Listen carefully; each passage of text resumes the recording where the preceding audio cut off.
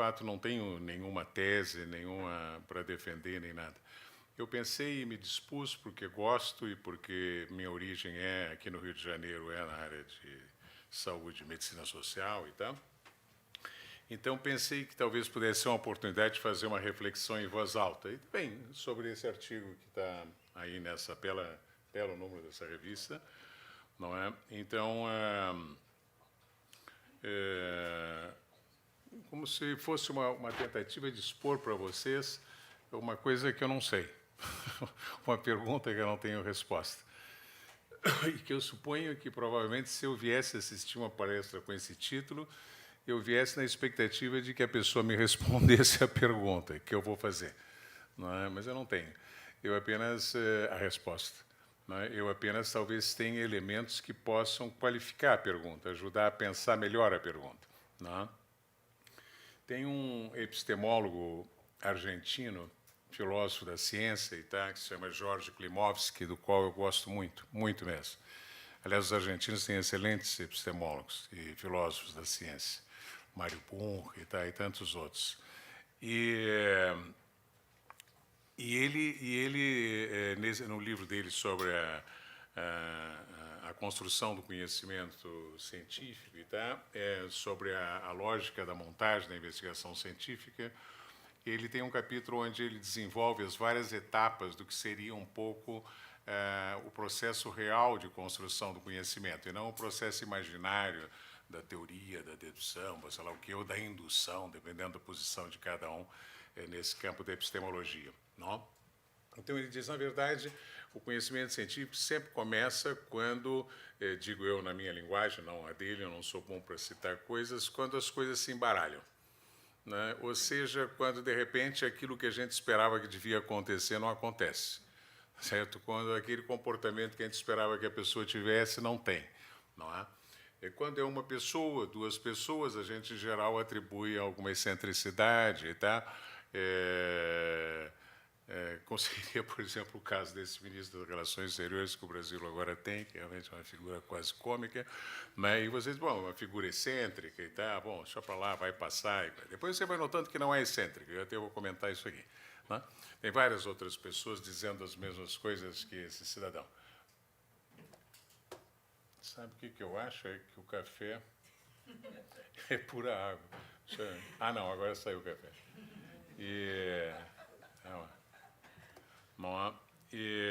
Então, ele, quando se repete muito, não é? E o sentimento de descontinuidade, de ruptura é muito grande, é a hora em que você para, não é? E começa a tentar entender o problema, ou formular o problema, que seria o primeiro passo do conhecimento científico. Qual é, afinal, o problema? Onde é que nós estamos? Que negócio é esse que eu não estou entendendo? Não é? Seria um pouco formular, conseguir desenhar melhor, recortar melhor os termos do problema e formular a questão. Qual é a pergunta que eu quero responder e tarará, tarará. Eu acho, depois ele segue, evidentemente, que a partir daí você formula a hipótese, da hipótese, blá, blá, blá, blá, enfim, são, sei lá, 10 etapas, não importa isso aqui. Nossa conversa não é sobre epistemologia.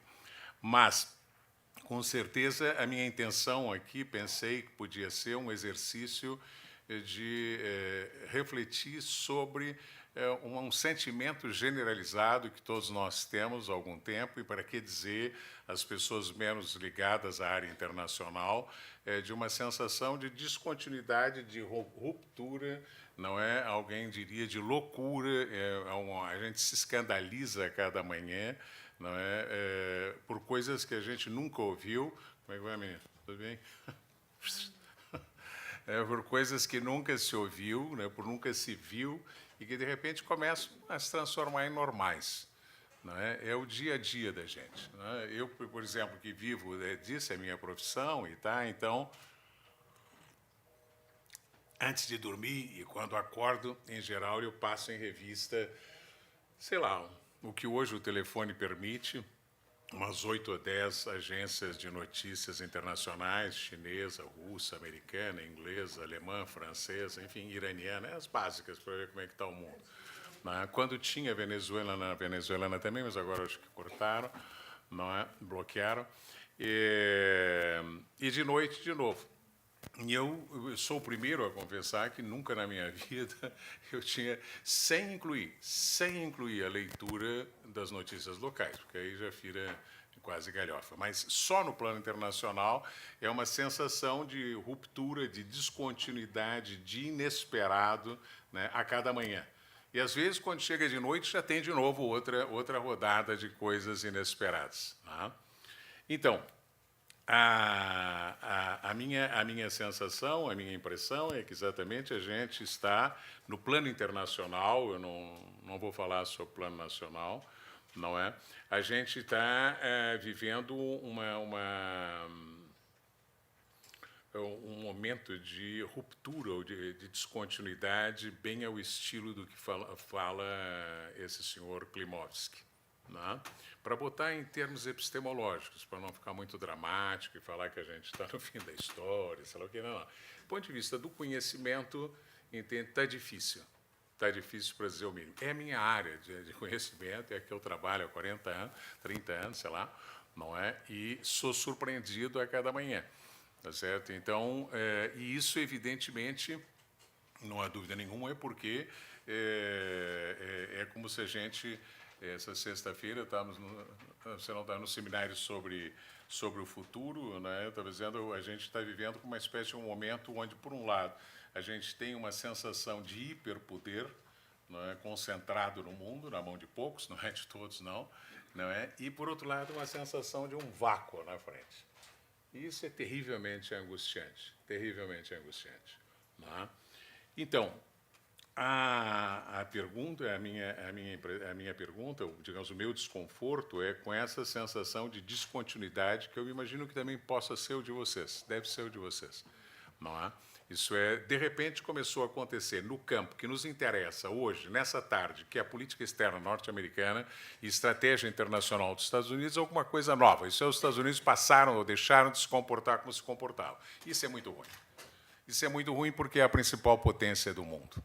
Né? É a mais poderosa, é quem concentra a maior quantidade de poder econômico, financeiro, militar, tecnológico. Isso é bom, perder tempo com essa coisa, não é? E, de repente, é como se você não é nem seu pai, né? É como a figura do seu avô, entende? Começa, bom, aí tá, o avô já está na idade, começa a fazer bobagem, dizer besteira, mas, digamos, o pai começa a se comportar de uma maneira inesperada. Quer dizer, a grande potência começa a ter uma conduta que não é a esperada. Não? Essa é a sensação que se acelerou a partir de 2016. Não é? E que a gente, em geral, concentra, atribui a uma figura certamente excêntrica dentro da política norte-americana, que é o senhor Donald Trump. Não? Mas acho que ele é apenas expressão de uma situação, de um contexto muito mais complexo, né, que, aliás, permitiu que ele, como um outsider, tá certo, um apresentador de televisão, especulador imobiliário, jogador de golfe, entende, chegasse à presidência da maior potência do mundo. Né? Como é que isso aconteceu? E tá, não nos interessa, ele chegou. Né? E, de certa forma, parecer que ele não é isso do qual nós estamos falando, vamos falar, não é uma obra dele, com certeza não é uma coisa indiciocrática do senhor Donald Trump, não é? Nem mesmo considero que ele tivesse a capacidade de conceber tamanha heterodoxia, não é? Então, ele é o condensador de uma situação, de uma mudança, de uma inflexão que está acontecendo dentro da sociedade americana, dentro do establishment da política externa americana, né, e que provavelmente nem concluiu. Na verdade, se trata de um processo, de um conflito interno, de uma luta interna. Essa já vem de antes, né, para botar com nomes e sobrenomes que facilitam a visualização. Já no período do Barack Obama, não é? Era visível a fragmentação interna, não é? Era visível que as iniciativas, muitas das iniciativas de Barack Obama no campo internacional eram desautorizadas ou simplesmente não eram levadas à frente, não é? Pelas Forças Armadas, por exemplo, não só, mas sobretudo, não é? Só que isso passava meio desapercebido. A gente não estava achando que isso era alguma coisa que o Barack Obama, tal, o cara é meio não é o presidente que os caras queriam, sei lá o quê, blá, blá, blá, blá, blá, blá, blá. Mas a chegada do Trump é como se ele tivesse condensado, sintetizado e arrumado a casa, dando vitória a uma das facções em disputa e apresentando um novo projeto, que não é dele, é do establishment americano, não é? É do Império Militar americano, tá certo? É isso que tem que entender, não é? Então, agora, o que deixou de funcionar? O que nós esperávamos que fosse e deixou de ser? Né? Isso é a primeira questão para clarificar o campo e começar a formular uma pergunta, a formular a questão, o problema, a pergunta melhor sobre o significado de Donald Trump, ou o significado e o futuro possível, provável da nova política externa e da nova estratégia internacional dos Estados Unidos. Não é? Quer dizer, o que hoje nós já estamos o quê? Já estamos indo para o 3º ano de Donald Trump, não? 2,5, 2 e pouco.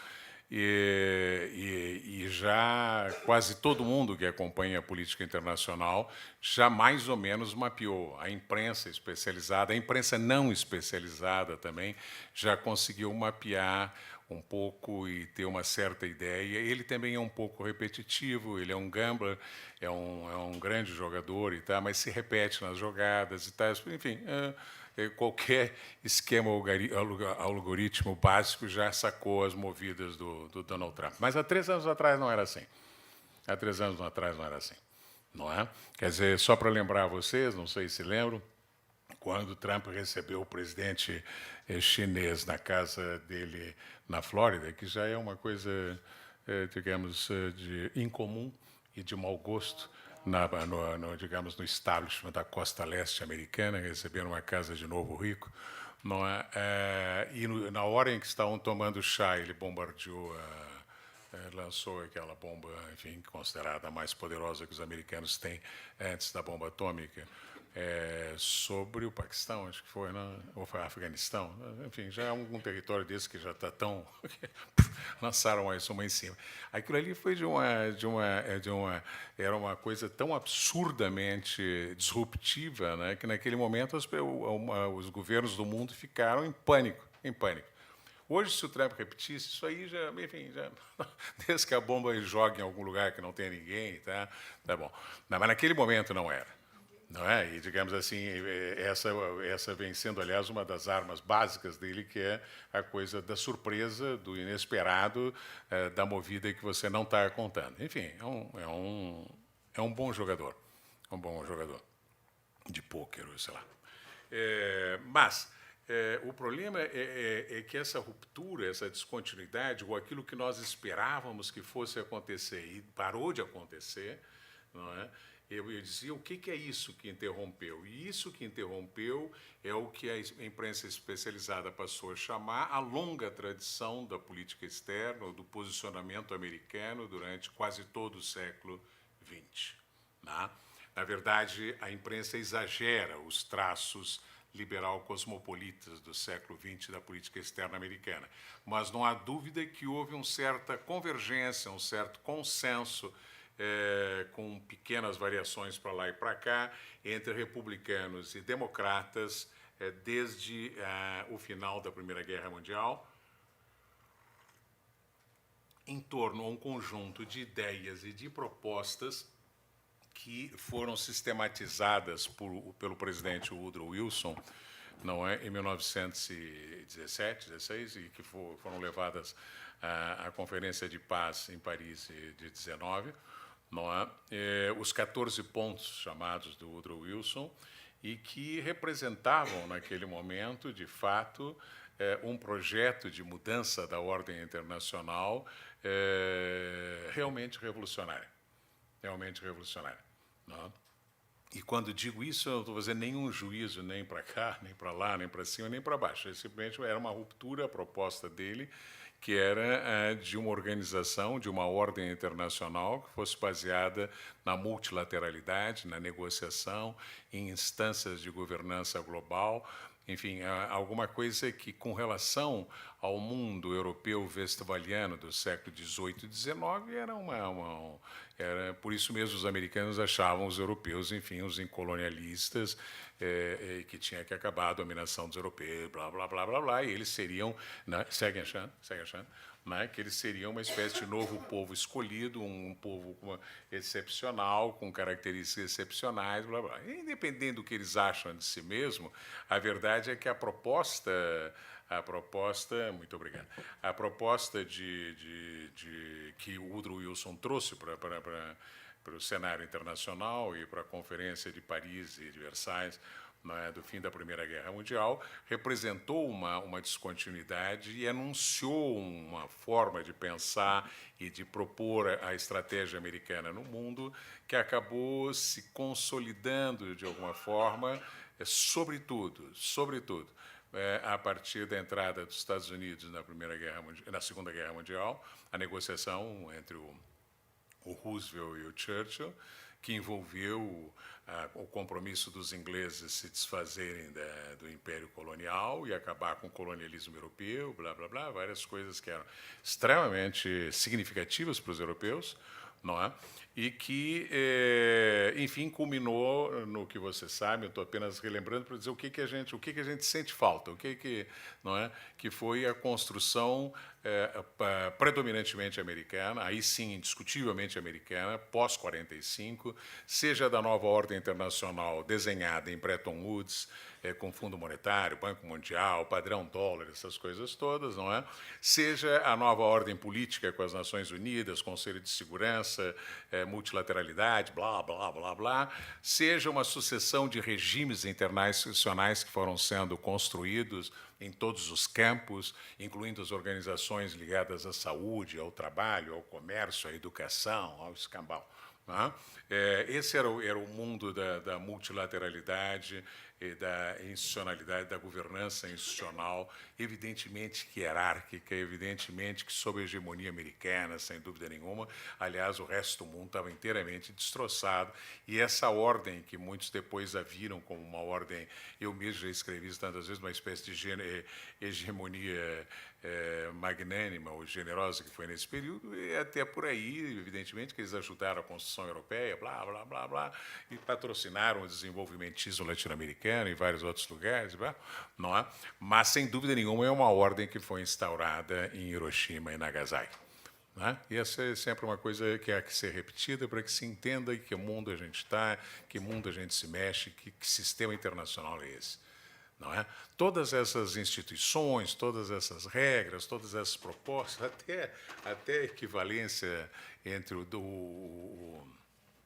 como é que chama? O dólar e o euro, não é? Foram aceitas e assinadas embaixo depois de Nagasaki. Não é? Então, primeiro, vamos dizer assim, quem é que manda aqui? Né? E, portanto, daqui para frente, quem é a moeda que vai ser de referência internacional? Não? Eu, durante muitos anos, além de ter trabalhado na saúde pública e em medicina social, né? Você sabe, enfim, muitos anos fui professor de economistas. E era sempre uma questão que causava um certo desagrado neles quando eu lembrava eles que o debate em Bretton Woods não era um debate acadêmico. Às vezes eu ouvia certos colegas meus expondo a discussão entre o Keynes e o Henry White, entende? Como se fosse uma sala de aula. Não, tem que ser assim, temos que ter um Bancor, uma moeda internacional. Não, quem sabe vamos botar o dólar. E depois, durante um tempo, o dólar, depois o Bancor. Eu sempre disse, meus amigos, o seguinte, aquilo não era academia. O Keynes não estava dando aula. Ele era representante da Inglaterra, estava tentando salvar a moeda deles, salvar as colônias deles. Tá certo? E o americano, que vocês acham que era discípulo do Keynes, provavelmente gostava das ideias. Daí não tem nada. Ele estava ali representando os Estados Unidos. Tá certo? O dólar. E o fim do colonialismo europeu e a imposição da ordem americana. É isso que eles foram fazer. E isso eles fizeram bem. Os europeus ali tiveram que recuar. Agora, eles fizeram isso não é porque eles conseguiram comandar o desembarque lá em Dunkerque. Eles fizeram isso no momento em que eles lançaram, pela primeira vez no mundo, sobre população civil, uma bomba atômica. Ali que eles disseram, bom, alguém aqui mais tem algo a dizer? Alguém tem alguma aposta a fazer? Não, então tá bem. Então vamos sentar para a gente conversar sobre a Organização Mundial da Saúde, sobre a Unesco, tudo isso a gente pode conversar agora. Mas é o primeiro ponto, né? Fique claro. Tá certo? E assim nasceu, digamos, este mundo que depois, de certa forma, foi apoteoticamente comemorado na década de 90, sobretudo no período brilhante, sorridente, simpático do Bill Clinton e da Hillary Clinton, quando a Hillary ainda não era candidata a presidente, tá? Não é? E que foi a apoteose do fim da história, da vitória da democracia, do mercado, aquelas coisas todas que aí todo mundo aqui já lembra perfeitamente, né? E que, no fundo, também comemorava, naquele momento, a apoteose da hipótese de um governo global multilateral, entende, sobre a indiscutível tutela, uma vez mais, dos Estados Unidos. Disso se tratava. Né? Aliás, em 1991, o chamado, naquela época chamava-se o Annus Mirabilis, né? Naquele ano não houve nenhum acordão, não houve Bretton Woods, ninguém sentou ao redor de mesa. O Bill Clinton não convidou ninguém para discutir a nova ordem mundial. Então vamos fazer assim, os europeus ficarão assim, vocês assim, ninguém fez isso. Né?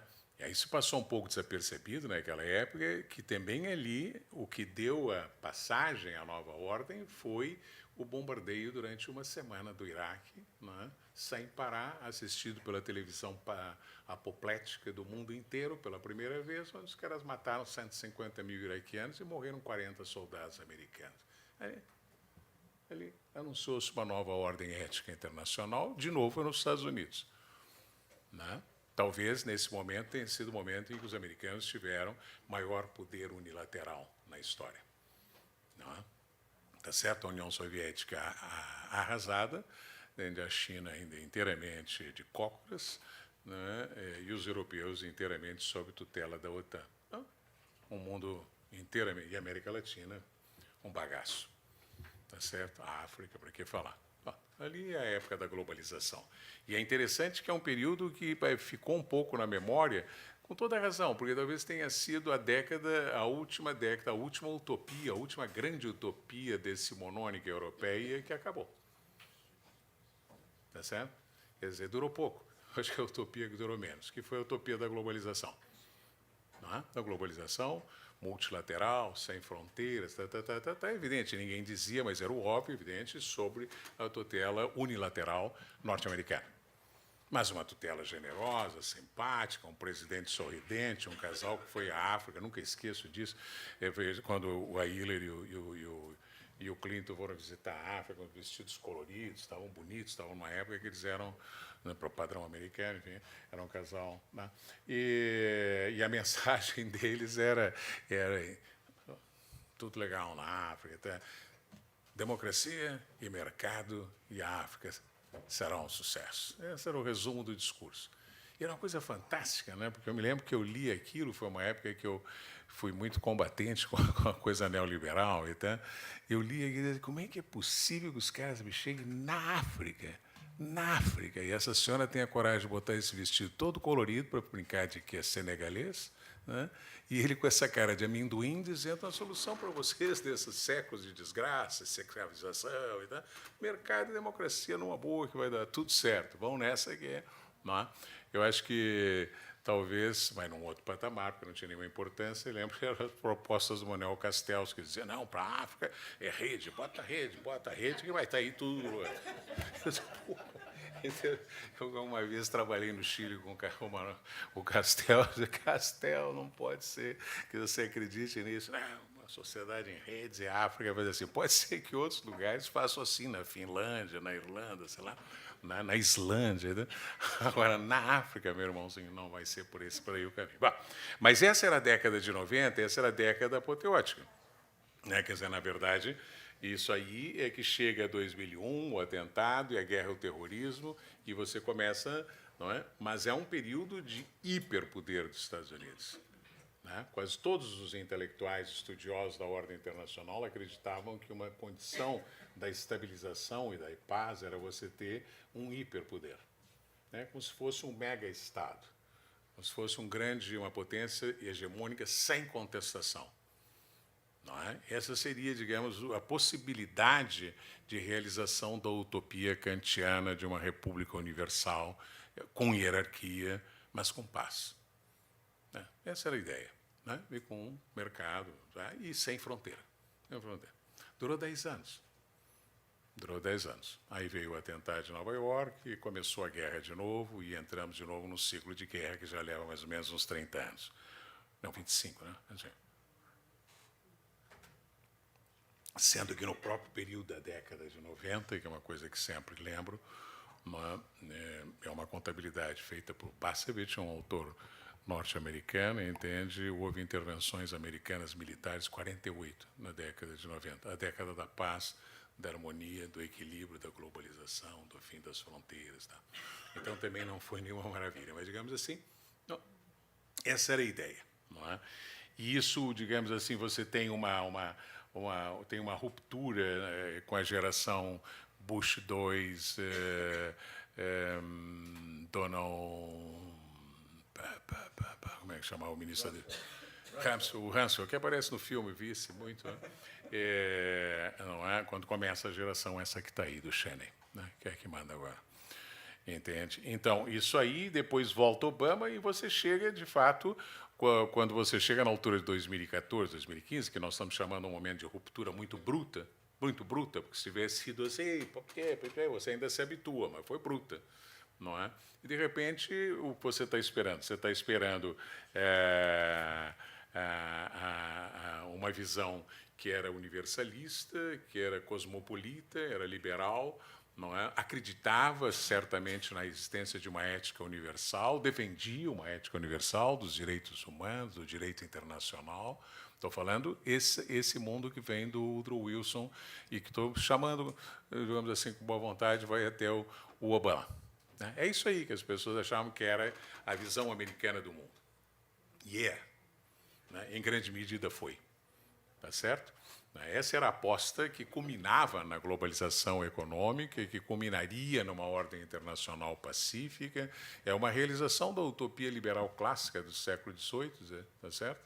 Só que elevada à enésima potência.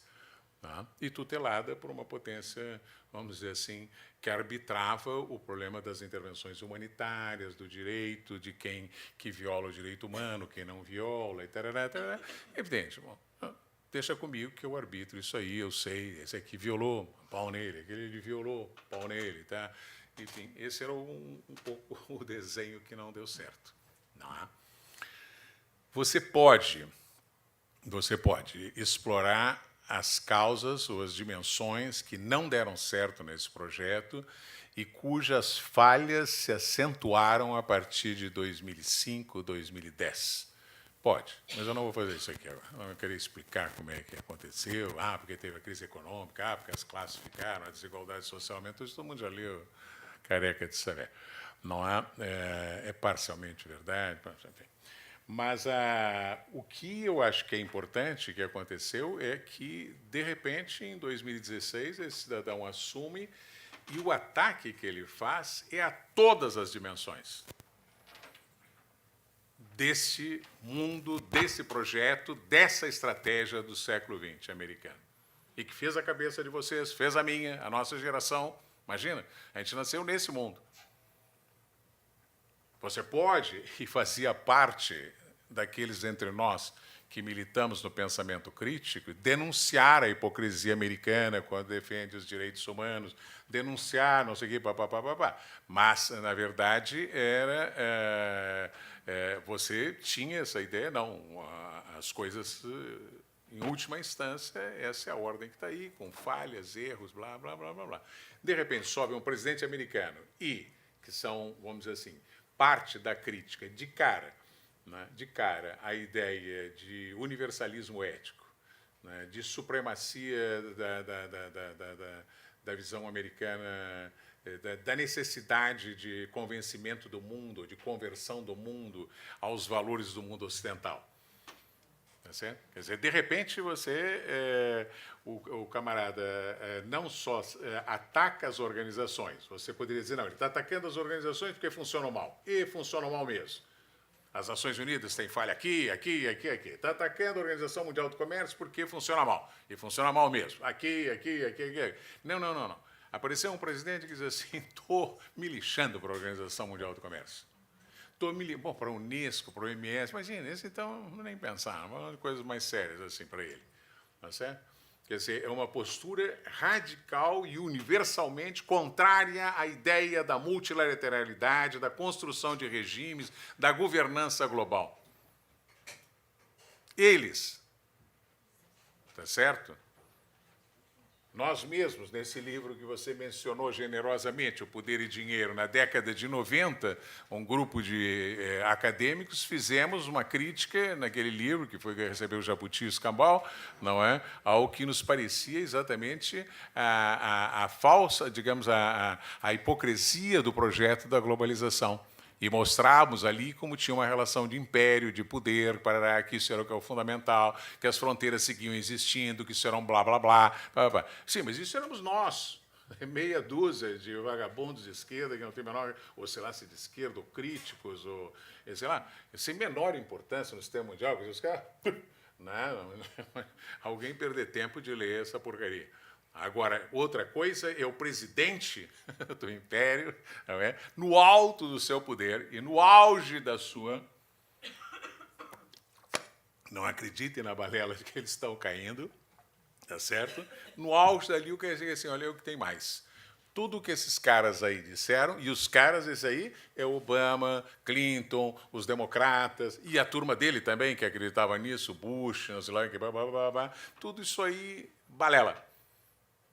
Não tem essa globalização, é um blefe, tá certo? É um momento, inclusive, que você como que sente como se você... Não sou eu, né? Perdesse o pé. Eu diria, eu mesmo, como um pensador crítico, perdi o pé. Quer dizer, quando eu vi o presidente americano chegar e dizer assim, a globalização é um blefe, eu dizia, pô, mas eu gastei 10 anos da minha vida escrevendo isso. E, de repente, vem esse ultradireitista frenético dizer esse troço, aí você fica assim... Pô, até nisso você é surpreendido. Até nisso você é surpreendido. E chocado pelas coisas que ele vai dizendo. Tá? Então, o que é essencial na postura, na ruptura e no que atrapalhou a nossa cabeça? Agora já fazem 3 anos. Agora todo mundo já está mais ou menos entendendo o que passou. Quer dizer, o ataque do cara é a ideia de globalidade, a ideia de universalidade, a ideia de uma ética universal, tá certo? Tudo isso vem abaixo. E, nesse sentido, de forma muito simples, ele volta ao sistema de Westfália. Não tem muita novidade. Os estados são fundamentais. Isso tudo ele vai dizer naquele documento de dezembro de 2017, a nova estratégia americana. Tá certo? Que eu acho que é comentada nesse artigo, é comentada no livro e tá, não é? Esse documento. As primeiras coisas que escrevi sobre o Trump foi antes de sair o documento, mas depois que saiu o documento foi quando escrevi sobre a coisa, eu acho que a síndrome de Babel, blá, blá, blá, blá, blá. Não é? Quer dizer, a ideia de que eu me retraio, e todo mundo achou, não, agora eles vão então para casa e vão nos deixar livre para a gente fazer o que a gente quiser. Eu me retraio. Me retraio no sentido que eu saio. Acho que esse negócio de OTAN é uma balela, acho que esse troço das Nações Unidas, estou fora, tudo. Todas as coisas que você nasceu achando que era um avanço kantiano e que era uma contribuição do mundo ocidental e cristão à humanidade, vem um camarada loirão, polonês de origem, tá certo? Beato e, ao mesmo tempo, crápula, e diz assim, olha, isso aqui é tudo uma balela. Tá certo? E eu não estou falando em meu nome, estou falando em nome de uma posição ganhadora dentro dos Estados Unidos nesse momento, que isso é o que importa, porque se ele pensasse isso lá para os botões deles, não nos importaria. Né? Mas, além disso, dessa desqualificação da visão e do projeto liberal cosmopolita, tá certo? E globalizante, né? Ele traz um projeto de revalorização do interesse nacional, tá certo? E, a partir da revalorização do interesse nacional, e aí, atenção, aí é onde estava escondido o gato ensacado desse discurso trumpiano. não é? Porque não era a ideia, dado que é cada um na sua, eu na minha, vocês cuidem do seu quintal. Imagina a generosidade de reconhecer que cada cultura tem seus valores e que os americanos não têm, devem deixar de acreditar que os seus valores, afinal, vencerão. Coisa que os europeus nunca questionaram essa ideia. Nem os cristãos tampouco. Tá certo? Então, essa ideia que já vem do cristianismo, e depois pega no iluminismo, pega que os nossos valores vencerão, a humanidade vai, afinal, ser convertida aos direitos humanos, e ao capitalismo, e ao escambau, o camarada também chega e diz assim, não acredito nisso. A humanidade não marcha na direção dos nossos valores, não há nenhuma certeza de que nós ganharemos. Tá certo? E, ademais, eu reconheço que cada um tem os seus valores, blá, blá, blá. Então, isso aí parecia de uma enorme generosidade, um grande avanço. Mas é que as pessoas não prestavam muita atenção, porque imediatamente ele dizia, sim, isso posto, lá vocês, cada um com o seu, e tá. Agora, eu aqui com o meu, não é? Evidentemente, sentado em cima da economia americana, da City, do exército americano. Eu, com as minhas coisinhas aqui, com os meus brinquedos, tá certo? Acho que eu sou superior a vocês, mas isso é um problema meu. Tá certo? Eu não vou querer te converter, não. Agora, acho meus valores superiores. E, sobretudo, independente se você não gostar da minha ideia que eu sou superior a você, não é? Eu, digamos assim, quando houver conflito entre a tua vontade e a minha vontade, não é? Eu arbitrarei em função dos meus interesses nacionais. Ao que o senegalês ou o uruguaio dirá também, ótimo, avançamos agora, porque agora você fala em nome dos teus interesses nacionais, eu falo em nome dos meus interesses nacionais. E o Trump dirá, com certeza. É esse aí o mundo que eu acho que é, e diz textualmente, é o mundo dos Estados nacionais. Tá certo? É um cara que depois de 20, 30 anos de blá, blá, blá, globalitário, chega assim, o mundo é dos Estados nacionais, a paz mundial é dos Estados nacionais, e é cada um em base ao seu interesse nacional. Nacionalista e tal, ficariam todos felizes. A única coisa que não está dita é o seguinte, mas o ponto zero desse jogo eu sou os Estados Unidos.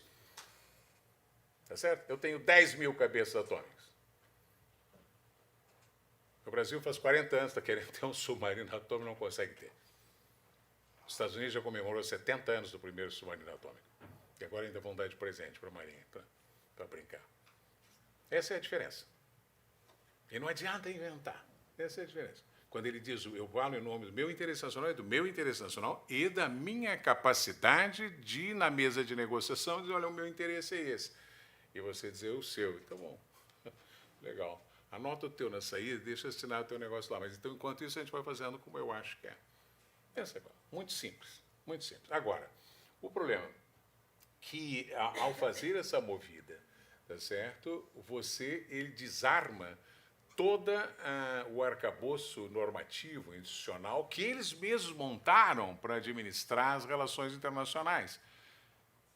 E que eu acho que qualquer a pessoa minimamente sensata reconhecerá que é uma contribuição gigantesca que eles deram ao mundo no século XX. Com todas... Nem entre ciganos, não, como dizem os espanhóis, não denunciava assim, tem imperialismo, dado tudo isso por sabido, há uma contribuição que eles deram ao ordenamento internacional, que sempre foi assim, desigual, assimétrico, violento, imperialista e escambau. Não é? Agora, ao tirar isso, você bota o quê no lugar? Certo? Que é onde começa, então, a nossa angústia com a surpresa, a novidade, o disruptivo, esse cidadão que parece um deus meio vikingo, que vai aquele troço, blá, blá, blá, blá, blá, e vai arrebentando cada dia uma coisa. Né? No início era um escândalo. Ele chegou à reunião do G7 e pouco menos chamou a Merkel de palhaço, mandou ela plantar batata. Chegou na reunião da OTAN e destratou todo mundo. Uma coisa horrorosa, horrorosa. Né? Intencional. É um estilo que depois vai sendo copiado em vários subúrbios do mundo. Mas é uma coisa intencional. Né? É uma estratégia intencional. Não é? Agora, pouco a pouco, foi se consolidando. Tá bem. Hoje a Merkel já sabe, todo mundo já entendeu. certo? Acho que o último pobrezinho que não tinha entendido é esse baixinho Macron, francês, que chegou lá nos 100 anos da Primeira Guerra Mundial, pegou um discurso, fez um discurso na cara do deus vikingo, ali, o jogador de golfe, dizendo, eu sei o que é patriotismo, não sei o que, dando lição para o cara. O camarada nunca leu 3 páginas, nem do Antigo Testamento, quanto mais de saber o que é nacionalismo, sei lá. Uma semana depois começaram o negócio, os casacos amarelos, e o Macron está inteiramente na lona. Não, acabaram com ele. Tá certo? Então, mas as pessoas, a começar pela velha América, acho que foi a primeira que aprendeu, quais eram as regras e e dá um pouco, levou lambada, e está começando a se ajustar. Não? Se o jogo é esse aí, tá. Mas qual é o jogo? Essa é a questão. Qual é o jogo? Que jogo é esse que estamos jogando agora? Tá certo? E essa, digamos, que é a marca maior do que seja o poder. É você definir, não é? É quem é que define os critérios e quem é que define as regras do jogo. Não precisa sentar 10, 30 pessoas para assinar embaixo. Não precisa sentar. Até porque está muito bravo, ele não quer sentar. Tem 200. Quando sentaram em Bretton Woods, eram 40 e poucos governos. Em São Francisco, para fundar as Nações Unidas, eram 60. Hoje tem 200. Imagina se o Trump vai sentar com 200. Não tem essa história. Exatamente o que ele retirou essa hipótese. E, portanto, não tem mais. Então, você tem o que dentro desse sistema? Você só tem uma forma de dirimir divergência, em última instância. Em primeira instância, você tem a negociação. Se você for um anão, entende, você negocia que nem esse pobre coitado que foi lá em Washington. Tá? Se você for um pouquinho mais, você negocia que nem os chineses estão negociando. Tá certo? Se não, tá certo? É uma imposição. Então, a regra que esse cara colocou e que deduz da desmontagem que ele fez é que, em última instância, você voltou a viver no mundo, ou sempre viveu, depende de como vocês queiram pensar, no mundo onde quem arbitra, quem define qual é o jogo, porque agora as crianças estão aprendendo, cada criança, parece que agora a moda é você fazer o seu próprio jogo, tá certo? Deve ser isso, cada um pode fazer o seu próprio jogo. Mas na hora que a gente for jogar um jogo que tem mais gente, assim, eu vou definir as regras aqui e vocês vão aceitar. Não? E não aceitando, só tem uma forma de arbitragem. E aqui a gente começa a entrar, digamos, no assunto mais sério. Vamos dizer, chama-se guerra. Armamento. Não? E isso envolve uma competição, não é certo? Que está inteiramente solta, porque essa foi a última novidade, foi a desmontagem do acordo dos mísseis intermediários, e agora vão desmontar também o outro acordo dos mísseis de longo alcance. Eles desmontaram todos os acordos da convivência pacífica da década de 70, 80, do período soviético. Tá certo? A tendência é que não sobra mais nada, nem acordo nuclear, sobre quantidade de ogivas, sobre nem sobre o tamanho de coisa, nem tipo de armamento, nem nada. É uma aposta, vamos dizer assim, é uma aposta do poder no superpoder. O que esse camarada fez foi o seguinte: vocês estão brincando de dizer que os Estados Unidos está em crise, está no fim? Então tá legal. É o seguinte, ó, então nós vamos liberar tudo. Tá? Agora na economia, no comércio, nas armas, na tecnologia, manda quem estiver na ponta. Sempre foi assim. Mas o que esse camarada fez foi trazer à mesa, entende? Esta é a regra do jogo daqui para frente. Não tem blá, blá, blá, não tem waiver, não tem vou te favorecer, não tem nada. Quem estiver na ponta, manda. E eu vou estar na ponta de tudo. Aliás, está dito explicitamente pelo Trump. Estarei na ponta de tudo. E destampou as burras para levar à frente a investigação e atualização do armamento atômico americano, tá certo? Todos os demais hipersônicos, espaciais, enfim, liberou tudo, tá certo? Como também, e isso aqui é uma das coisas que menos as pessoas sabem e acompanham, e por isso faço um pequeno detour para poder entender, é que frente à crise de 2008, que é de onde parte a análise da revista, a resposta propriamente econômica que foi dada no finzinho do governo Bush e depois nos 2 mandatos do governo Obama, certo? É uma coisa que passou rigorosamente desapercebida dos olhos dos não especialistas. E há que ser muito especialista para saber o que passou. Tá? Eu resumo, nem eu sou especialista, mas resumo a ideia. Não é? O que esses caras fizeram foi uma reorganização. A crise, vocês lembram, foi nos Estados Unidos, o epicentro foi no sistema financeiro da habitação, blá, blá, blá, isso atingiu o sistema bancário, acabou batendo na Europa, arrebentou com a Europa inteira, e blá, blá, blá. A reforma, a resposta, foi uma resposta feita intramuros, dentro dos Estados Unidos, né? Parcialmente no Fed, depois no próprio Congresso americano, uma nova legislação, uma nova organização do sistema financeiro bancário com pequenas mudanças. Tá certo? Eles não fizeram como nos anos 70. Saímos do padrão dólar, entende? Daqui para frente não tem mais ouro, acabou-se. Taxa de juros, o Volcker chegou e subiu para 20%. Taxa de juros lá em cima. O preço do petróleo subiu 10 vezes. Era uma coisa que era na economia. Essa vez ninguém viu o que passou no plano econômico. Tá certo? E é isso uma das coisas fundamentais que está na mão desse cara e que as pessoas não percebem. É porque as reformas que foram feitas, ao contrário do que muitos afirmam, de que nada mudou, mudaram pequenas coisas numa só direção, que foi a da recentralização do poder do Fed e do Estado americano sobre a circulação de moeda no mundo, de todo tipo. Inclusive concentrando no Fed uma coisa que os economistas chamam que é o fechamento diário do mercado de moedas. Quem ficou devedor, quem ficou superavitário. Isso é uma coisa que os bancos privados faziam. Tá? Essas coisas passaram. E, aliás, as viúvas de Keynes passam o tempo inteiro achando que nada foi reformado, tudo está igual, e no fundamental talvez eles tenham razão. Mas no detalhe é onde, como diz a velha coisa, esconde-se o negócio, o demônio, né?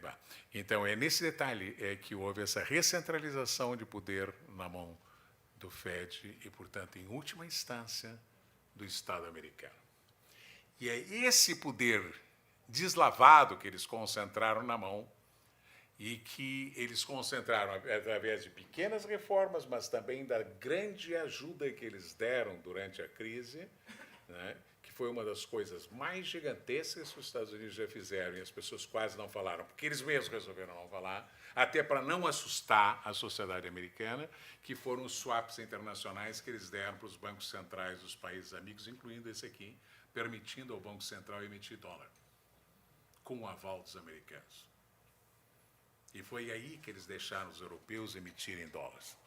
E passaram, digamos, a máquina para os europeus. E depois, na volta, trouxeram os europeus junto com a máquina. Por isso, hoje, por exemplo, você chega quando eles sancionam o Irã, e os iranianos tentam furar a sanção com os europeus. E os europeus dão uma de macho. Não, deixa que nós vamos manter os fluxos, coisas, vamos montar um sistema financeiro para ajudar. E quando chega, vamos perguntar para o Banco Central e vão dizer, não, a gente não vai fazer, não. Entende? A gente vai ficar com os americanos porque eles têm uma capacidade de punição muito alta. Punição de nação, de empresa e de indivíduo direto na sua conta. Eu não vou nem perder tempo de tentar contar para vocês como é que montaram essa operação no Brasil com essa informação toda, né, que eles têm na mão. Sobre você, se eles quiserem te acertar né, acharem que às vezes você fica espantado. Novas sanções contra a Rússia. Você vai ver contra o Igor, não sei o quê, o Vladimir, não sei quanto. Porra, mas a sanção pega o vovô, a titia, né, individual, é empresarial, tá certo? É institucional. Né? A capacidade que eles têm hoje pela força, pela centralidade financeira, e porque tudo passa pelo mercado deles e porque eles recentralizaram depois de 2008. E isso ninguém viu. Dos que criticam o sistema, a análise e a decadência americana por causa da crise de 2008. Isso falta. Tem que olhar. Tá certo? Esse poder que eles adquiriram, que é esse que eles estão usando agora na nova. Não é que a sanção econômica seja uma novidade. Já tinha sanção comercial na Grécia Antiga. Tá certo? A novidade é o gigantesco poder de sanção que eles têm. Eles estão estrangulando as economias. Né? Que é o que eles estão fazendo nesse momento, lentamente, com a Venezuela, que é o que eles estão fazendo com o Irã, que é o que eles fizeram com a Coreia. Tá? Você estrangula pelo lado da finança, vai, até que o paciente já não respira mais, e ainda depois você ainda chega e diz assim, olha a incompetência da política econômica desse governo, olha o estado que eles estão, a população fazendo fila, o escambau, tá certo? Quer dizer, você estrangula por aqui e depois ainda galhofa, por outro lado, quando você vai vendo a pessoa morrer. Terminei meu pequeno parênteses de economia política. Eu não volto para tá certo? É só para dizer que uma das formas que os americanos hoje estão usando nessa nova ordem que está nascendo, que é a da sanção econômica, todo dia tem, ninguém mais presta atenção. Né? Agora tem novas contra a Rússia, amanhã tem novas contra não sei quem, amanhã tem não sei quem, e tem os outros que querem sair da sanção para não serem atingidos. Mas o poder de sanção aberta, explícita, é o mesmo que eles têm quando eles querem dizer assim, olha, você aí, amigão, foi aquele ali, ó, que te pagou aquele negócio para você botar aquela plataforma não sei onde, entende? Só que agora nós éramos cúmplices, mas agora você vai ter que pagar a conta aqui, porque o objetivo político é outro. São os mesmos que compravam, os mesmos que pagavam, são hoje os que punem, os que levavam o dinheiro que eles mesmos davam. Tá certo? Isso é no mundo inteiro. Isso é no mundo inteiro. Essa é uma mudança muito grande e é um grande poder que está na mão deste cidadão, não é? Que faz parte hoje das armas do arsenal de guerra. É guerra para destruir mesmo. Né? Antigamente se falava muito numa bomba que destruía, como é que chamava? Era, matava as pessoas e deixava, não é? E deixava as coisas sobreviverem. É um pouco isso. Mata as pessoas e deixa renascer o patrimônio que não foi destruído. Bom, nessa ordem que nasce dessa desordem, tem uma regra, e essa regra é essa arbitragem. Essa arbitragem, ela supõe que você tem que estar permanentemente disputando para ver se você tem condições, na hora de arbitrar, entende, de ter algum tipo de poder equivalente ao outro, na área da guerra. Mas a área da guerra é inseparável do sucesso no crescimento econômico. Sempre foi, não tem nenhuma novidade nisso. Mas agora é numa dimensão ciclópica. Ciclópica.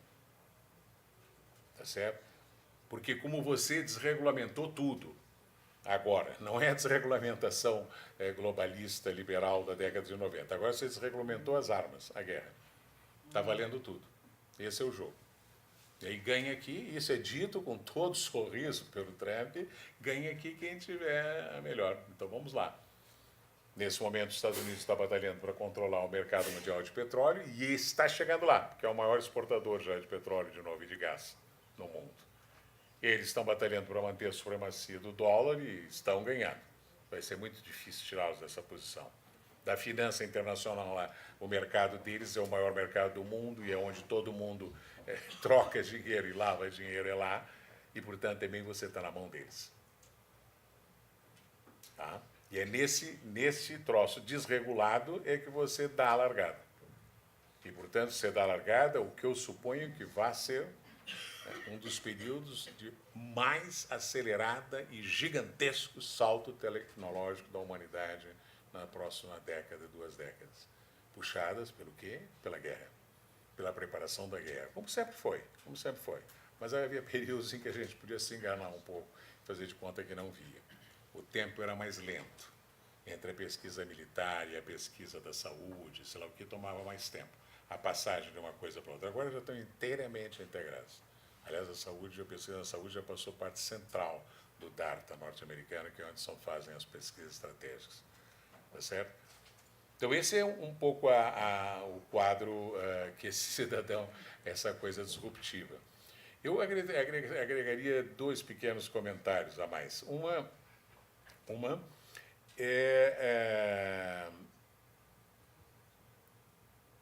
que, de certa maneira, né? Isso que estamos falando não é inteiramente novo dentro do sistema de Westfália. Em Westfália, criado em 1640, no século XVII, a guerra era a forma de arbitragem básica. Pronto, acabou, isso aí todo mundo aceitava, ninguém teve nunca dúvida com isso. Não é? Depois você mudou e agora está voltando para lá. De alguma forma, só que os níveis, a intensidade, as taxas são... Não é? Tá certo? De tudo. Os efeitos são ciclopicamente diferentes, ainda que a regra, essa da arbitragem pela guerra, não seja nova. Tem uma coisa, entretanto, nesse novo mundo trumpiano, não é, que posso estar enganado, mas me parece que desde Westfália, ou desde o século XVI, XVII, é novo, radicalmente novo. Me parece, posso estar enganado, estou levantando como hipótese, por isso que isso é uma reflexão, não tenho. Não é? E sobre o que quero chamar a atenção? Quero chamar a atenção ao fato de que esse mundo trumpiano, ele é um mundo rigorosamente sem utopia. Tá certo? Ninguém, eu até pediria, porque também não me dedico a ler os pensamentos do Sr. Trump, né?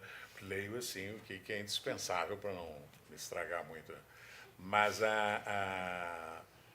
alguma coisa que tenha sido dita desde que o senhor assumiu a presidência dos Estados Unidos, que seja uma proposta, uma promessa, um horizonte, né? Pode ser que o casal Clinton fosse extraordinariamente, excessivamente, falsamente pintado e colorido e apontasse para um mundo rosa de globalização e blá, tá bem. Bom, mas apontava.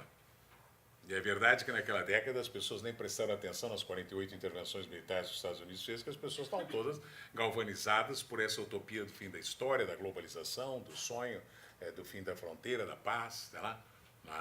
Não adianta dizer não foi. Foi, a utopia existiu, pegou pesado, não é? Tá certo? E antes, não importa se andar para trás, as utopias do século XIX, europeias, todas históricas, da filosofia da história, do socialismo, a positivista, a evolucionista, qualquer uma, todos, tem um telos na história, tem uma direção na história, e os homens estão indo nessa direção. E ainda no caso, por exemplo, da utopia comunista, ainda é uma coisa maravilhosa, porque tinha uma determinação histórica e ainda por cima as pessoas conscientemente buscam, então a história empurra, você busca e todo mundo vai para o telos. E o telos é positivo, né? Tá certo? Não é um apocalipse, é positivo. Então, isso aí é o mundo também com o qual a gente se habituou a viver. Acho que nenhum de nós, não sei, alguém diga eu pelo menos, tá certo, nasceu sem ter, tá certo, se alguma, não importa lá o que você era, um liberal, então acreditava na utopia cosmopolita, era um hegeliano, então a utopia do estatal, o outro era comunista, a utopia comunista, sei lá, enfim, alguma, pela qual, simultaneamente, eventualmente, você lutava. Tá certo? Este mundo do Trump não tem utopia. Peraí, vou chegar lá. Né? O do Trump. Né? O do Trump e do que é o núcleo que eu chamaria realista aí, não é? Que é uma coisa... Depois vou fazer um comentário sobre um troço, mas isso não seria novo, seria uma coisa extravagante, mas não é novo. Não é? O novo é você substituir a utopia pela violência. Tá certo? Esse que é novo. Buscar o Antigo Testamento é violento pra cacete. Acho que eu nunca gostei daquele texto. Mas, de qualquer maneira, isso é uma opinião pessoal. Mas estamos fora disso aí. Estamos fora disso. Estamos falando de uma coisa que tá no ar, que é você ter uma potência líder, que você diz assim, não, eu vou fazer uma intervenção na Venezuela em nome da difusão mundial da democracia, sei lá, qualquer coisa por baixo dessa. Mas se ao mesmo tempo você diz assim, eu não acredito em valores universais, tá certo? Não é nem necessário dizer que eu, de um lado, faço uma coisa, ou na Arábia Saudita tem outra posição, no Iêmen tem outra. Ele não precisa, ele liberou geral. Essa é uma coisa, ele liberou geral, não tem compromisso com a ética universal. Então também eu atirei bomba química na Síria, porque estavam matando umas criancinhas, mas isso ele tinha esquecido, quando o Trump falou daquelas criancinhas, ele tinha esquecido, alguém passou cola para ele, fala uma criancinha, que tem umas criancinhas lá, e tal, como se a criancinha justificasse. Né? Então, não, tem 2 mulheres, uma viúva e umas criancinhas. Então, derruba esse cara aí desse governo, porque não pode ser. Não é? Não tem. Não tem. Se vocês, e também não tem nenhuma preocupação com a consistência. Para tomar esse caso mais próximo, que eu acho que todo mundo acompanha de uma maneira ou outra, não precisa ir a outros lugares do mundo, né? O caso da Venezuela, e eles mudam a razão da intervenção a cada 2 semanas. Há 3 semanas atrás, vocês lembram aqueles caminhões humanitários que eles inventaram, que são as ideias do Bolton, que graças a Deus é muito incompetente. Então, é uma ideia grotesca. Aí tira o caminhão, chega essa porra de humanidade. É coisa da democracia. Ah, não, chega desse negócio. O negócio é petróleo mesmo. Petróleo, tá. Aí tem o cara que vai assim, não, é petróleo mesmo. Como é que esse petróleo está no mundo desses caras? Não pode ser. Realismo total, sexo explícito, sem conversa, pronto. Aí vem o outro, não pode ser assim, entende? Aí tem o nosso local aqui, não, a fé, Deus, a religião, sei lá o quê, blá, blá, blá, blá. Então não tem, você está inteiramente, e eles, você pelo menos poderia pensar assim, não, para cada caso usam um argumento consistente. No Iêmen eu estou batendo porque, mas você já matou 3 mil crianças. Não é por isso. Mas, tá certo? Não tem. Por que você está bombardeando o Iêmen? Não tem. No caso do Iêmen, aliás, eu não sei, eu não quis trazer isso aqui, porque provavelmente vocês não acompanham, então é uma coisa meio longínqua, mas não tem discurso. Não tem discurso. Você bombardeia porque bombardeia. Na Síria, você inventou aquele troço que eles mesmos criaram, que foi o Estado lá, o Islâmico. Não. E depois foram lá e eram cúmplices, ao mesmo tempo batiam, namoravam, pegavam confusão. Mas no Iêmen não tem. No Iêmen não tem. No Iêmen não, mas a Arábia Saudita, sim, pô, a Arábia Saudita já é assim o... Não é? Então não tem mais... essa, eu acho que talvez seja a questão mais importante a enfiar na cabeça. Entramos num mundo sem regra, tá certo?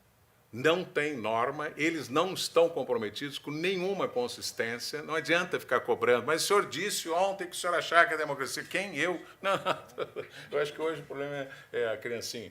Então as criancinhas... O negócio é arma química. Usou arma química, então pau nele, tá? Não importa. Não importa. Eu até poderia dizer, tá certo, desde minha posição cética, que sempre foi assim. Mas tinha mais duração no tempo a hipocrisia. Você não mudava a cada 48 horas. Tá certo? Você sustentava que você estava fazendo aqui em nome até que chega o fim. Tá certo? Você participou, eles participaram ativamente do golpe de Estado de 64 no Brasil, para a gente ficar longe no tempo. Mas, aliás, o de 64 também teve muita discussão. Depois eu vou botar o de 54. Mas se não gostar, o de 45. Também tem o de 30. Pode ser, não importa. Eles participaram ativamente, tá certo? Mas em cada caso tinha uma justificativa. No de 30 você estava lutando contra o nazismo. Depois no de 37 você estava lutando contra o comunismo. Tá certo? No de 45 você estava pela coisa da redemocratização universal, sei lá, não importa. Mas tinha, mantém. Né? Não tem mais. Não tem mais. E é por isso que também entra nesse troço que as pessoas chamam, que eu não quero nem entrar nesse lodaçal da pós-verdade, pós-moderna, sei lá o quê. Tá certo? Que assim, o golpe de 64 foi dado por aquele negócio que aconteceu em 69. Aí vocês dizem para a pessoa, agora um pouquinho. Na história, antigamente, quando eu estudei, ela não era inteiramente igual ao inconsciente do Freud. Até o tempo, no sentido analista, para ver os grandes processos, pode ser. Mas não dá para você chegar e dizer que, tá certo, aquele troço que o profeta Daniel diz 600 a.C. foi a razão pela qual o Moisés tropeçou numa pedra em 1200 a.C. Não dá para ser. Ainda não chegou esse troço. o buraco aquele da formiga que você revertia o tempo, a gente ainda não fez. Tá certo? Então, os caras não deram o golpe para caçar o... Acho que me tocou ver uma coisa que me mandaram, que esse rapaz que depois... Não importa o nome dele, mas enfim, um aí que foi para a televisão, que era guerrilheiro, andava de tanga, sei lá o quê. Né? Então, esse rapaz foi preso lá em 69, tá? E você faz depoimento sobre o golpe contra a ditadura do proletariado em 64. Quer dizer, me tocou conversar isso com alguém que achava isso. Eu disse, você vai me desculpar, com todo respeito pelo meu conterrâneo latifundista, o velho João Goulart, que eu conhecia a família dele. Eu acho que ditadura do proletariado não é uma coisa que ele estudou lá em São Borja. Não sei nem se o pobre do Jango sabia o que era por ditadura do proletariado. Você está maluco, rapaz? Né? Entende? Então...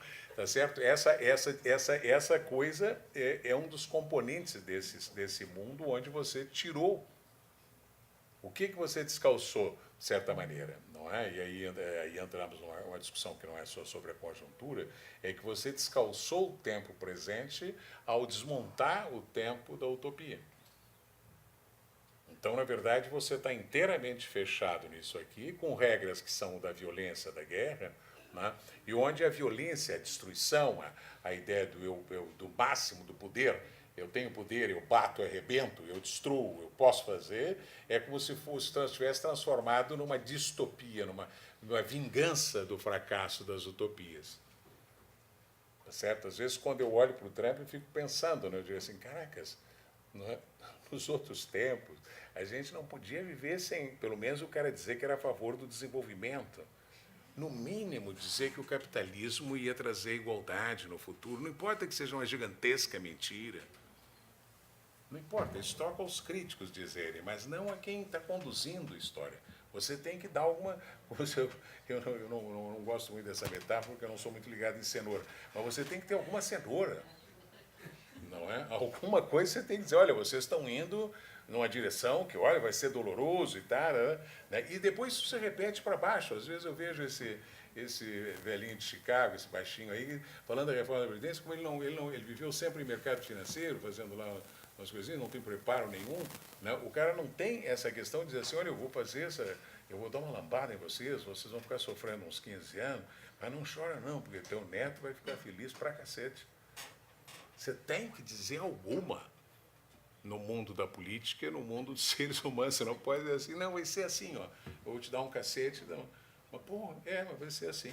E é um pouco essa coisa. Nesse quadro é que, então, eu acho que está o ponto que o Zé estava sugerindo já, antecipando, que certamente é muito importante. Não é? Eu acho que essa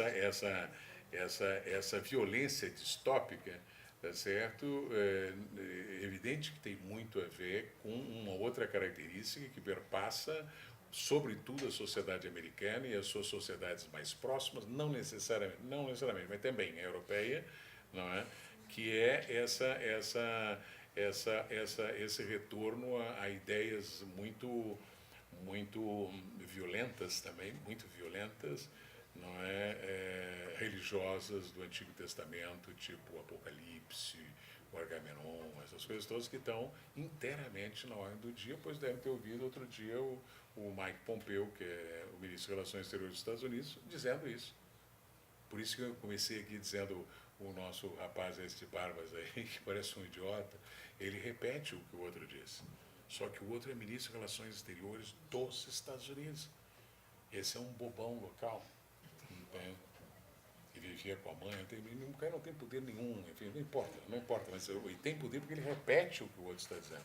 O outro foi em Jerusalém, botou também as fotos no jornal, botou a mão lá e fez um discurso na mesma linha chocantemente milenarista da volta dos tempos, que é uma forma de utopia. Se você já não tem mais socialismo, você não tem mais comunismo, você não tem liberalismo, você não tem, sei lá, alguma, qualquer positivismo, né? Nem que fosse, não, todo mundo virar chimpanzé de novo, que bom, uma utopia evolucionista, deu para trás, vamos para o Big Crunch, o universo vai fazer assim, alguma coisa.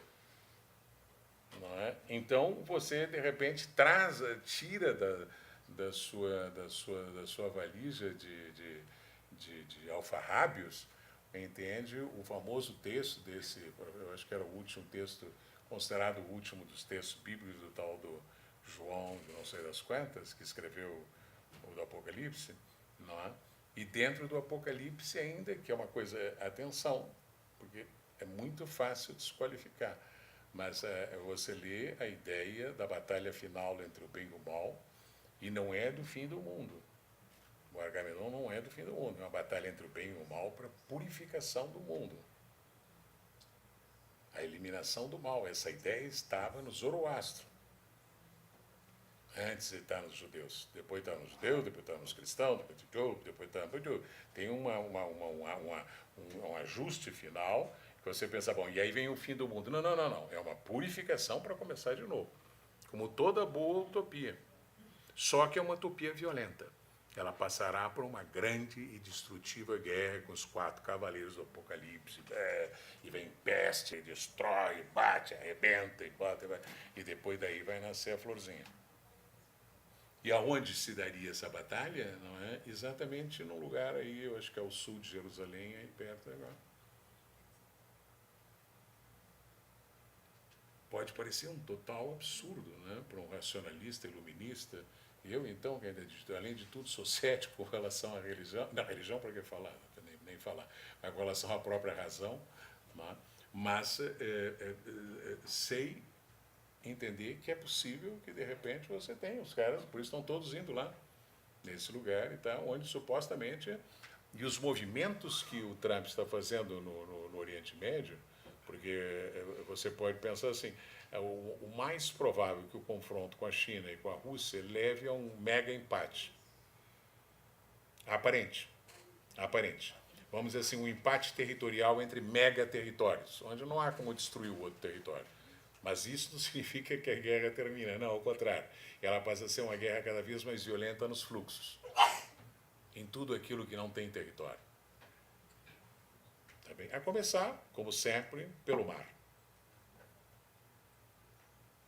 Que é onde capotou a Alemanha, onde dominou a Inglaterra, onde domina os Estados Unidos, são os fluxos no mar. A água, que é a maior parte da nossa bolota, não é certo? E que não tem fronteira. E que, portanto, aí sim é uma zona que manda quem pode. Quem não pode se sacode e vai saindo com o seu naviozinho de vininho. Essa que é a batalha que está no Oceano do Sul da China, em vários lugares, o que você está assistindo, entende? Começa pelo mar. Depois você tem a guerra espacial que está andando a velocidade muito grande que do nosso total desconhecimento do homem comum. Faz umas semanas atrás, me chocou em princípio, quando um colega diretor do Museu do Amanhã me convidou para participar de um seminário sobre o super amanhã e me pedia para falar sobre considerações geopolíticas sobre a conquista planetária, da guerra planetária. A primeira coisa que me deu a cabeça, não, acho que tu chamou o cara errado. Eu ainda estou aqui, tá? E acho que vou morrer aqui, tá? Não vou pegar essa aí. Não, mas é para fazer um exercício de pensar e tal. Aí por carinho, por amizade, por não sei o quê, fui pensando, já estou com a conferência quase pronta, mas enfim, né? Mas já é numa outra... E são fluxos, onde os territórios não estão delimitados.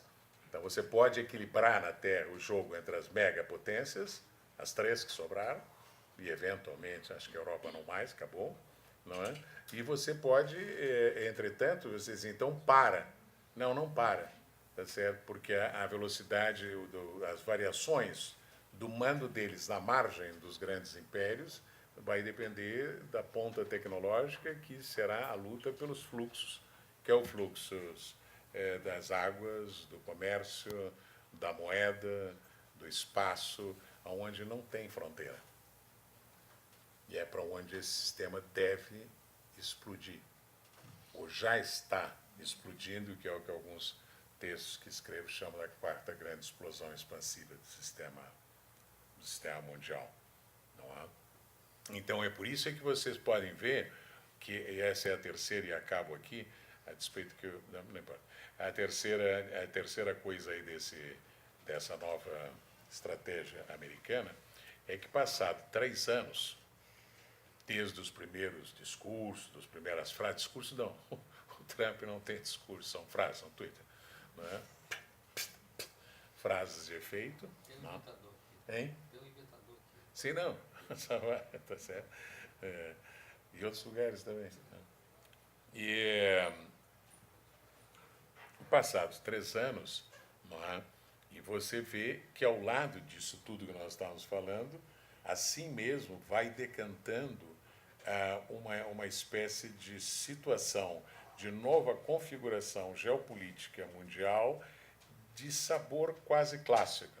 Né? Fazem uns, eu acho que, não me lembro mais, em 2007, eu acho que eu escrevi um livro que chamava O Poder Global e a Nova Geopolítica das Nações, que era isso aí. Era avisando, nós estamos indo nessa direção. Na época soava muito mal aos ouvidos de quase todo mundo, porque ainda as pessoas estavam encantadas com a utopia da globalização, então eu estava avisando, olha, foi-se. O mundo está indo nessa direção. Mas só que agora a gente já está a plena velocidade nessa direção. Então, ao lado de todas essas outras coisas pós-modernas, fluídas, do ponto de vista pão, queijo, os Estados Unidos já definiu, já está pondo em prática uma política agressiva de contenção, né, de vários atores que são os que ameaçam a supremacia mundial deles. Quer dizer, passado o período do oba-oba, China, Estados Unidos e todo mundo, vamos junto, tarará, isso acabou a partir de 2011, 2012, já vinha acabando. Ele simplesmente sacramentou e radicalizou a questão e passou a cercar tudo isso aí. Hoje você tem a China, a ideia da contenção com a União Soviética dos anos 40, 50, 60, Guerra Fria, século passado, eles estão fazendo igual, não é? Só que é muito mais amplo, mais ambicioso, porque eles estão fazendo um cerco de contenção e sanção, quer dizer, bate por aqui, cerca, bate por aqui, cerca por baixo, já estabelecido, já consolidado, vamos dizer assim, já com os pés na terra, da China, da Rússia, do Irã, bom, para que falar da Venezuela, pobre, não é? Da Coreia, já vinha de muito tempo, não é? Agora estão começando com a Turquia também. Enfim, não importa. Quem mexeu-se no sentido, quer dizer, falar de declínio americano fica difícil nessa situação, porque é uma situação de hiper poder. Tem uma coisa que é contínua, em 45, 70, 90, 2000, a construção de um poder imperial americano global. Disso ninguém abriu mão. E essa nova estratégia não altera. Ela muda a forma de você seguir lutando nessa direção. A pergunta com a qual encerro, porque eu disse que era uma pergunta, era o seguinte: em 70, 73, metade, não, bom, acho que 11 de nós já estavam vivos lá naquela época, né? Mas talvez não tenham acompanhado a questão da crise de 70. Muito bem.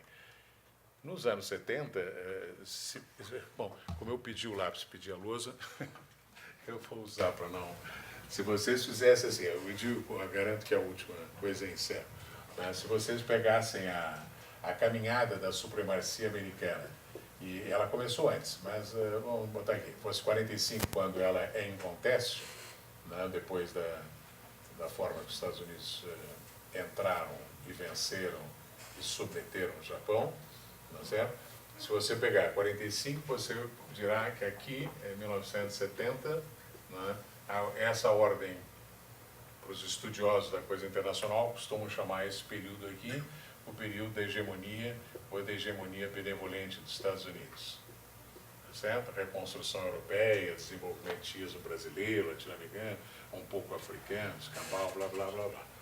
Independências africanas, independências asiáticas, enfim, é um período... Não?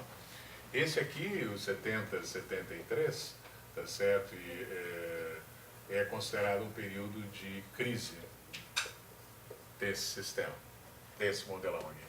Não? Essa crise teve o epicentro nos Estados Unidos, no dólar, daí o fim do padrão ouro-dólar, no preço do petróleo, na derrota do Vietnã, na guerra do Vietnã, tá certo? E no crescimento no avanço tecnológico e na competição tecnológica da União Soviética que ameaçou os Estados Unidos. Né? Então, nos anos 70, se amontoam uma porção de coisas que fazem trepidar essa ordem bem-sucedida, essa aqui, e entre 70 e 79, mais ou menos 80, né, o sistema vive um período de trepidação. Esse foi o momento em que 9 sobre 10 analistas internacionais chamaram crise da hegemonia americana. Não é? E 10 sobre 10 falaram, e uns 5 disseram que era a crise terminal da hegemonia americana. Tá certo? Os Estados Unidos estavam chegando ao fim, o poder americano, blá, blá, blá, não importa. Né? A verdade é que trepidou mesmo. Trepidou mesmo. E é nesse período da trepidação que eles reorganizam a estratégia deles, os americanos. Dá para focar nos Estados Unidos, é unilateral, o mundo é de uma imensa complexidade, mas como eles são a potência líder, você olhando aí, alguma coisa você entende do resto. Não tudo, nem muito menos, mas alguma coisa você entende. Quer dizer, nesse período eles redefinem a estratégia deles. O que eles redefinem? Mandam para o balaio o padrão, como é que chama? Dólar-ouro, intervém no mercado do petróleo, retomam a coisa do armamento, blá, blá, blá, blá, blá. E aqui em 79 e 80 se consagra, então, a nova estratégia americana da Segunda Guerra Fria contra a União Soviética, uma ofensiva final contra a União Soviética para derrotar, intervenção no mercado do petróleo para baixar os preços e com isso também arrebentar com a Rússia, blá, blá, blá, divisão China versus União Soviética, várias coisas. Vamos fazer aqui, é gigantesca a quantidade de coisas. Mas o que é interessante é que aqui a primeira coisa na virada que se consolida é a vitória da senhora Thatcher na Inglaterra, em 1979. E a segunda, a vitória de Sir Reagan nos Estados Unidos, em 1980, acho que foi. E o Papa? Sim, o Papa. O Papa é muito importante.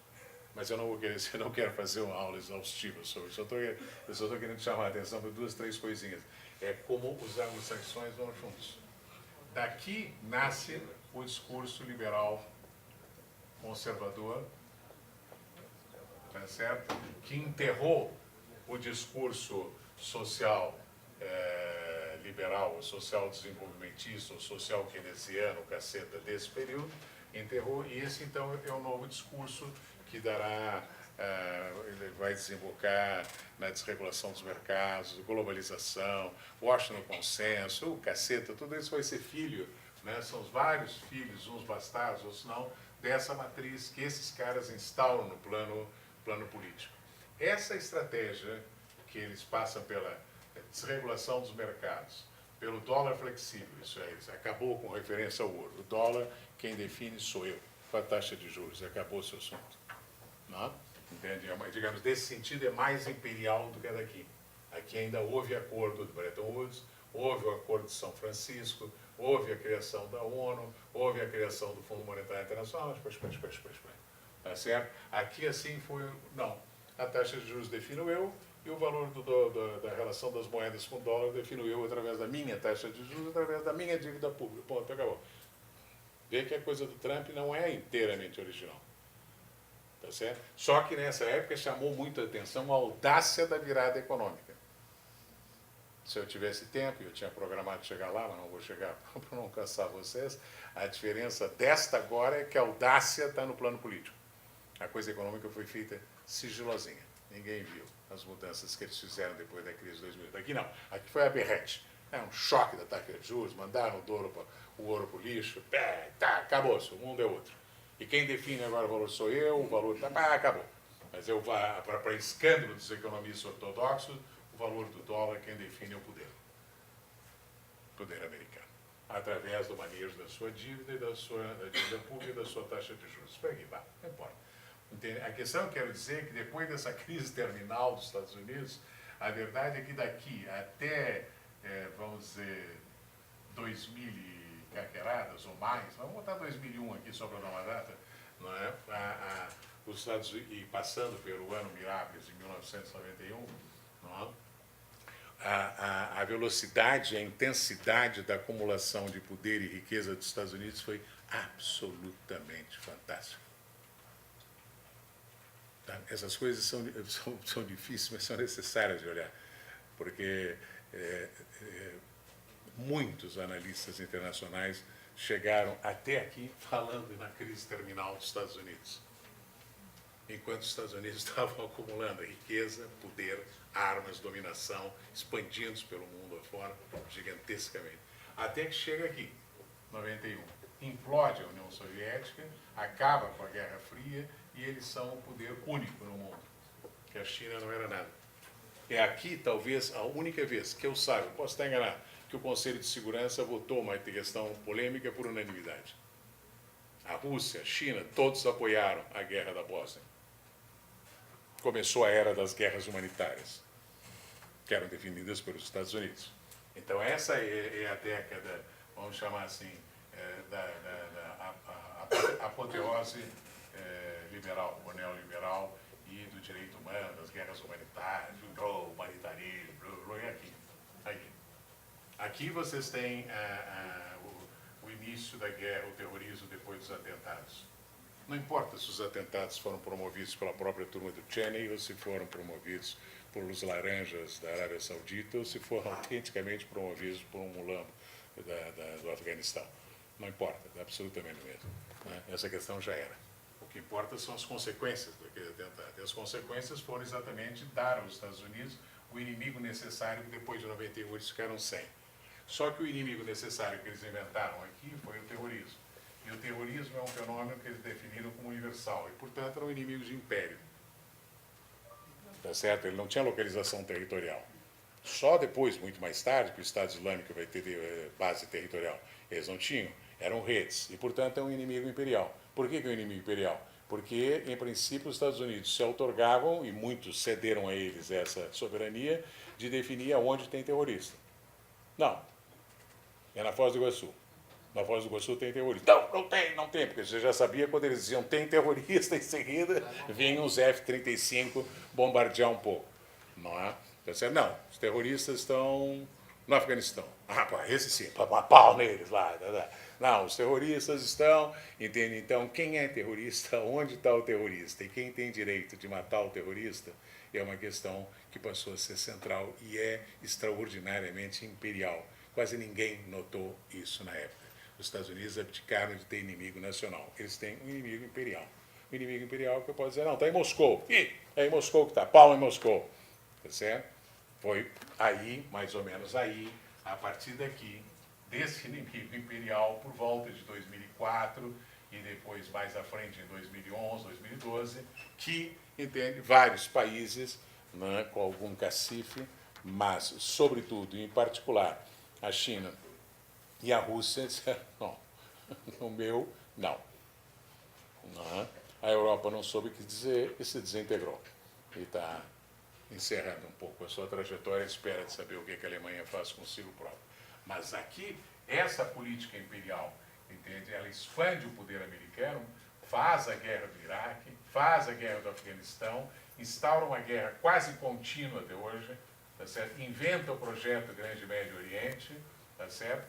Mas, ao mesmo tempo, estimula, por vários caminhos, a expansão do poder da China, econômica e militar, e a expansão e a volta da Rússia, que depois de inteiramente destruída nessa década, em 15 anos voltou a ser uma potência militar global. Isso é fruto da mesma coisa. Vocês perceberem que é sempre um processo contraditório, não é linear. Ah, então os Estados Unidos estão se arrebentando. Não, os Estados Unidos estão subindo. E os outros estão subindo também. Não acontece essa história, não, os caras estão subindo porque o outro está descendo. Não. É no movimento ascensional dos Estados Unidos que os outros vieram no vácuo. Tá certo? Mas aí você chega a uma altura, que eu definiria aqui por 2015, mais ou menos, tá? 2011, 12 até 15, que é quando você reelege o Putin na Rússia, reelege o Xi Jinping na China, tá certo? Elege o Xi Jinping na China, tá certo? E, simultaneamente, você tem as consequências imediatas, destrutivas da crise de 2008, e tem o fracasso do projeto americano do Grande Médio Oriente, e tem a derrota, no fundo, americana na Síria. E essa derrota americana na Síria é provocada pela intervenção russa em 2015. essa intervenção russa em 2015, do meu ponto de vista, tem uma importância absolutamente transcendental em implodir o sistema inteiro ético. Tá certo? Acabou-se a última das utopias, no fundo, de uma maneira dialética, mediante uma intervenção russa em nome dos valores americanos, dos valores ocidentais, do cristianismo, contra, talvez, eu não tenho bem certeza se no século XVI os russos alguma vez operaram ao lado da cruzada europeia, mas talvez tenha sido a primeira vez que os russos entraram, você, em grandes linhas, diria, os russos entraram ao lado de uma cruzada europeia contra o Estado Islâmico. Portanto, contra o Islã. Vamos deixar de conversa. Os russos operaram como europeus, entraram na Síria e acabaram com a festa. E essa é a verdade. E os Estados Unidos saíram derrotados. Neste momento, eu acho que Trump ganhou. Se vocês quiserem minha opinião. E Trump ganhou porque foi nesse momento em que os Estados Unidos perdeu, de fato, a excepcionalidade moral. Tá certo? Porque não é que tenha aparecido uma potência confuciana. Ah, Confúcio, putz, esse é outro universo, o pessoal tá conservador, blá, blá, blá. Não, não. Apareceu subitamente, não súbita porque tem um século atrás, mas de qualquer maneira, estava lá embaixo, na lona, uma potência militar com os mesmos valores cristãos, ainda pior, ortodoxo, que ainda é radical, conservador. Tá? E foi dar pau nos islâmicos. E com isso, o que se criou no sistema internacional? Se criou o seguinte, tem mais de um cacife querendo definir critério e arbitrar a ordem. Aí eles diriam assim, ah, não, mas isso já tinha na Guerra Fria. Não. Engana-se. Na Guerra Fria você tinha dois sistemas de valores competindo. No momento que a Rússia entrou na Síria e ganhou, você tem duas potências com capacidade militar de impor critérios, arbitrar critérios e impor os castigos dentro de uma mesma escala de valores, que é a ocidental. Eu, na época, eu escrevi isso e tenho plena convicção. Nesse momento, implodiu o mundo ocidental. Tá certo? Nesse momento, Trump ganhou. E quando subiu, a primeira coisa que ele disse assim, ó, cada um tem seu valor, tudo bem, tu é ortodoxo, tu fica lá, Parar com essa história de uma coisa só, porque numa coisa só quem manda sou eu. Agora, se tem uma coisa só e tem dois mandando, não dá. A única religião que conseguiu ser monoteísta com três deuses, ou três cabeças de Deus, vocês conhecem, eu não conheço, mas é muito difícil essa solução. Essa solução tomou a discussão trinitária, quase enterrou o Newton. É muito difícil conciliar isso aí. Não dá. Em princípio, duas cabeças acaba. Tá certo? O Newton quase estrepou com as terras de concepção dele sobre a coisa trinitária. Mas essa ideia de repente, você tem dois deuses. Né? Porque, afinal, em última instância, e aqui acabo, você, para ter uma ordem, né? Eu acho que isso talvez, também já escrevi um artigo sobre o mito do pecado original, para você ter uma ordem, você tem que ter uma só pessoa que define o critério. A questão essencial é o critério. O critério do bem e do mal, o critério da verdade e da falsidade, o critério. Quem diz que é o critério? Quem arbitra o critério? Né? E para nos mantermos leais a essa revivescência do Antigo Testamento, vocês, alguém que já tenha lido isso, deve lembrar, não é, que a proibição foi não usem essa árvore, porque essa árvore é onde está o critério. Tá certo? A tal da maçãzinha não era nada erótico, era o critério. Aí pode ser erótico porque é poder. O critério de distinção entre bem e o mal. Eu diria que aí é onde está o fundamento último do poder e do poder internacional. E isso os Estados Unidos perdeu na Síria em 2015. E a resposta, no fundo, foi essa. Puxo para mim, o critério sou eu, agora sou eu só, é o meu interesse. Então não precisa mais discutir contigo se você acha que ele está desrespeitando o direito humano. Eu acho, e pronto, pau. Acabou. Mas daí decorre todo o resto que nós falamos. Mas a única coisa que eu queria chamar a atenção com esse troço aqui de vocês é o seguinte, é que aqui falou-se de uma crise terminal e os Estados Unidos explodiram em termos de expansão do seu poder. Tá certo? Aqui falou-se de uma vitória apoteótica e os Estados Unidos se estreparam. acabaram gerando inimigos gigantescos dentro do seu próprio útero. Tá? Agora os Estados Unidos estão tentando fazer o mesmo que fez aqui, de certa forma, um redeploy, uma reorganização da sua estratégia internacional. Ela será vitoriosa ou não será vitoriosa? Essa é que eu disse para vocês que era a pergunta que eu não ia responder, eu só ia tentar ajudar a ir desenhando, para ela ficar mais clara. Acho que talvez tenha ficado mais complicado. Obrigado.